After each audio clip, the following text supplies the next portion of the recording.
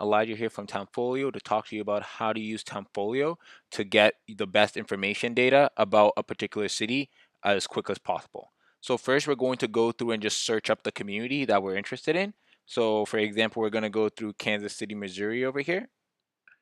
And then from there, we're going to take a look through their overview and then take a look through the data sets. So demographics, labor force, housing, for example. And after that, let's say we want to download the data sets. What we could do is that we could click download image here. And voila, we've downloaded an image of a particular data set. We can also embed and share data sets through the share tools here, or just view the data as shown here.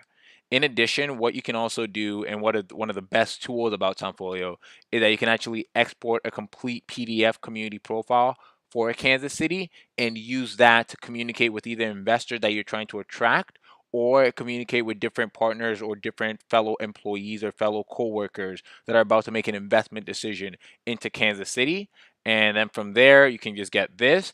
And with this information, you should be able to make a good investment decision. If you have any questions, feel free to reach out to us on the bottom right over here, and would love to hear from you soon and have a great day. Bye.